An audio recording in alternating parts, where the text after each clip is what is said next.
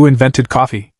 Imagine discovering a drink so powerful that governments tried to ban it, religious leaders argued over it, doctors claimed it was dangerous, and millions of people today still can't function without it. That's coffee. Every sunrise, more than 2 billion cups are poured around the world. Some people don't even speak until they've had their first sip. It's one of the most addictive drinks humans have ever embraced. Yet here's the strange part. Nobody actually knows who invented it. Not a king. Not a scientist. Not even a famous chef. So how did a small, bitter bean become the drink that powers modern civilization? The answer begins with a mystery, and possibly, a group of very energetic goats. More than 1,000 years ago, in the mountains of Ethiopia, goats started behaving very strangely. Instead of resting after eating, they ran, jumped, and refused to sleep. Imagine owning goats, with unlimited battery life.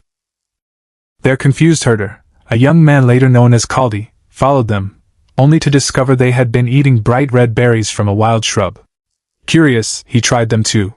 Soon, he felt unusually alert. Was that really how coffee was discovered? Honestly, no one knows. Historians aren't even sure Kaldi ever existed. But they do know one thing: coffee grew wild in Ethiopia long before anyone thought about drinking it. Here's the part most people never hear. The first humans probably didn't drink coffee at all. They ate it.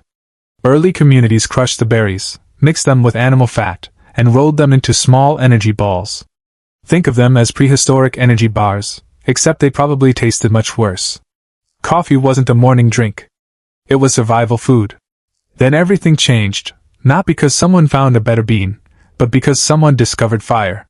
Roasting coffee transformed it completely. The smell. The taste. The aroma. Everything. Soon, people in Yemen were grinding roasted beans, pouring hot water over them, and accidentally creating one of history's greatest beverages. Ironically, one of humanity's favorite drinks was born because somebody decided to burn a seed. Coffee spread faster than almost anyone expected. Across Arabia, into Persia, and throughout the Ottoman Empire, coffeehouses appeared everywhere. People gathered to drink, debate, share ideas, play chess, write poetry, and make business deals. Some historians even nicknamed coffeehouses the schools of the wise. And that made rulers nervous. Because whenever people gathered long enough to think, powerful people started to worry. Coffee wasn't just serving drinks anymore. It was serving conversations. Some cities even banned it, not because coffee was poisoning people, but because ideas can be far more dangerous than poison. When coffee finally reached Europe, many believed it was evil. Some priests called it the devil's drink. According to tradition, Pope Clement VIII decided to taste it before banning it. One sip later, he supposedly smiled and declared, "This drink is too delicious to leave only to unbelievers." Whether those exact words are true or not, coffee survived, and Europe never looked back.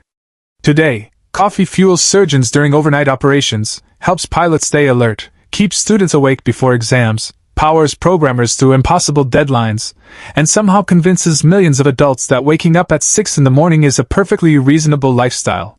So, who invented coffee? We'll probably never know. Maybe it was a curious goat herder. Maybe an anonymous farmer. Maybe someone whose name disappeared forever.